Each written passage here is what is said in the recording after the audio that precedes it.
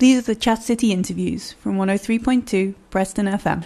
And on the telephone right now, I'm pleased to say I've got the drummer from Showaddywaddy, Romeo Challenger. So Romeo, a very good afternoon. Good afternoon to you. I was saying right at the beginning of the show this afternoon at 1 p.m. that no matter what music people like, even if they're classical fans and they don't listen to pop music or whatever their background, everybody, just everybody, you mention Showaddywaddy and they know who you're talking about. Yeah, that's quite true. I mean, having said that, it's funny you say that because a mutual friend of mine who has just had met a new partner wasn't quite sure. Met me, but kind of heard of Showaddywaddy, wasn't quite sure of who we were until he googled us and he said, "You know something? You're quite famous, aren't you?" So I mean, not everybody knows, but I mean, I know what you mean. I mean, you know, it's a name that everybody sort of can sort of associated with, certainly the 70s anyway. Yeah, and I mean, you have been with them from the beginning, haven't you? But I mean, prior to joining Showaddywaddy, you were with a rock band called Black Widow in the early 70s. Yes, progressive.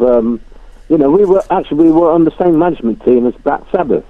Yes. And bands like that. So yeah, I mean, before Showaddywaddy, I was doing a lot of progressive, dark metal stuff.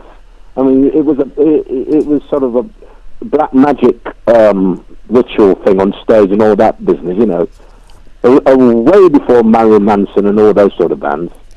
And I'm sure a lot of people don't know that you were also quite a neat football player, playing for Leicester City. That's right, with Peter Shilton. Yeah, I mean, I played for Leicester Schoolboys, which enabled me to sort of go down to Leicester City football club, which was at Filbert Street at the time. And, to sort of mix in with the professionals and all the rest of it. I mean, I got as far as the reserve 18, but, by that time I was playing drums anyway. So, I mean, the football thing didn't work out for me, but yes, I was footballing person for a while, yes. So, was it then football during the day and rock and roll at night? Yeah, pretty much, but I mean, the thing went in tandem because, I mean, I started playing a drum kit in 1962, back in the olden days. I was 12 years of age then. Yeah. I had to have a paper round to pay for the drum kit, which I do remember. I'll never forget it. It cost me £12. Now, £12 in 1962 was a considerable sum I can tell you now. Yes. Yeah. And so I did a paper round to do that. But in the meantime, I was also sort of training, with the football team and all the rest of it. But as I say, I've only got to about 17 or 18, all of that. It didn't kind of work out for me, and I wasn't really going to be running around all other clubs trying to get in there. I thought, well, look, I can play drums fairly well by now, and let's see what happens. So I turned professional with Black Widow in 1969. Right. And how did you then meet up with the other guys to form Showaddywaddy? How did that come around? Well, it's the common thing is when you play in a band, and when you're a musician in the city, you tend to gravitate towards all the people who are in bands and all the rest of it. So you end up meeting at the same places, probably playing on the same bill, and all the rest of it. So you kind of got to know the people anyway. In your city, and what I did though was I entered an advert. There was an advert in the Leicester Mercury asking for a drummer.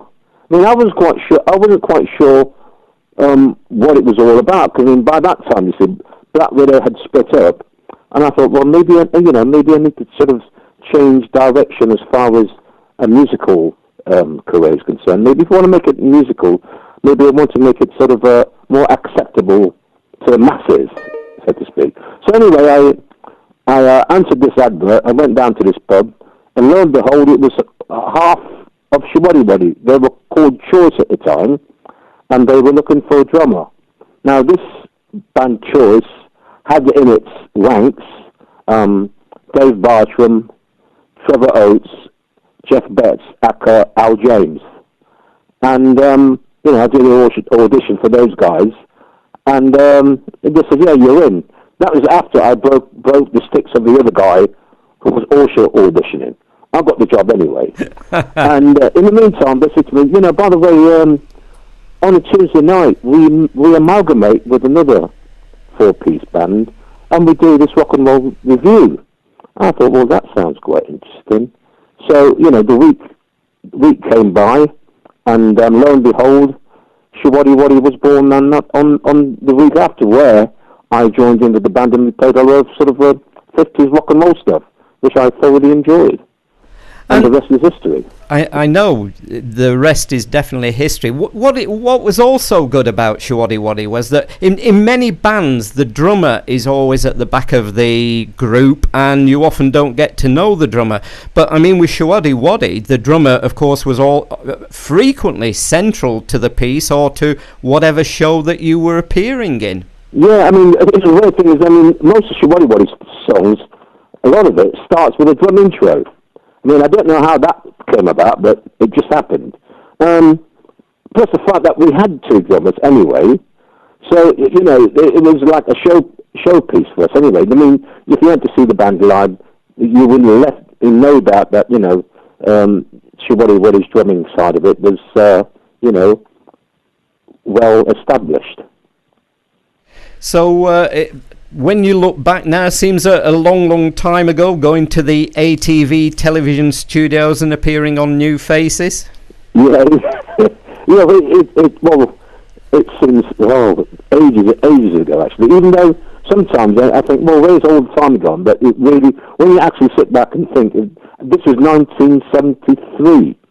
Now the thing about all this New Faces malarkey is that the fact that we never wanted to do any of these talent competitions at all, because even then we thought, they were a bit naff, because they're like the X Factor of the day, really, getting judged by a panel of people who don't necessarily know anything about music, and it's the same today.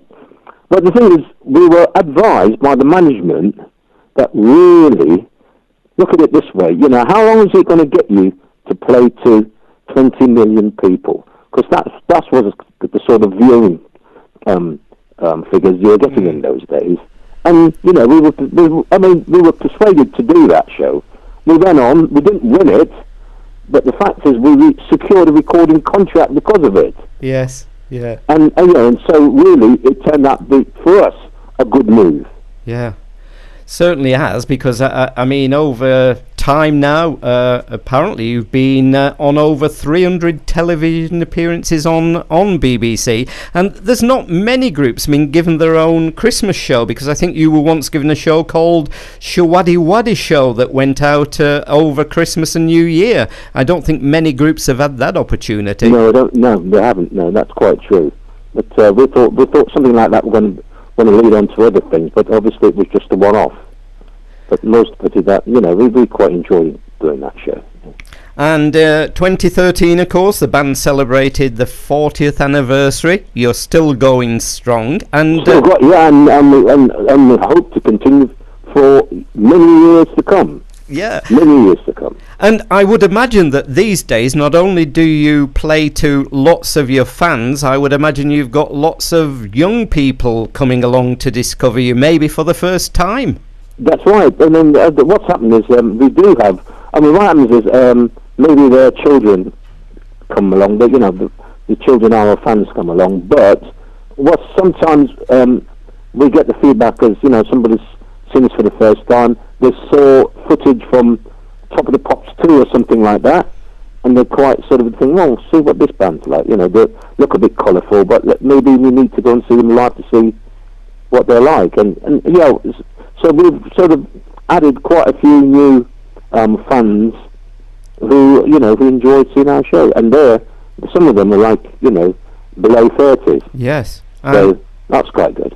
And still very popular across the UK and Europe, because you still do I think it's something like over 100 dates still across the continent and UK. Yes, we're still extremely busy and thankful for it. And what we have great fans anyway. We love them. And what about the present lineup these days, Romeo? Who's in the group these days?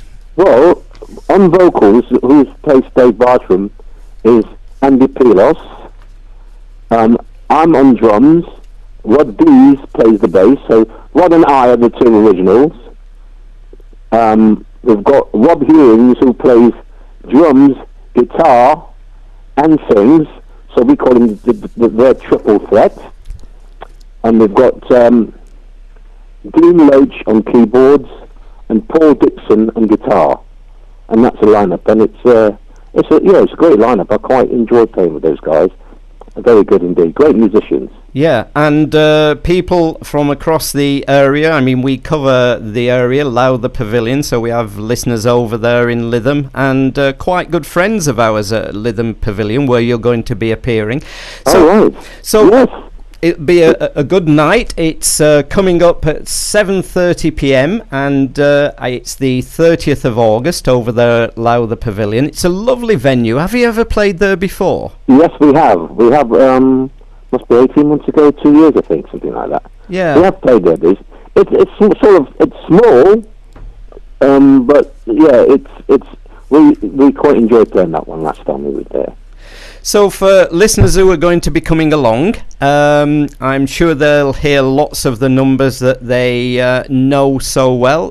I take it probably some new stuff in the gig as well?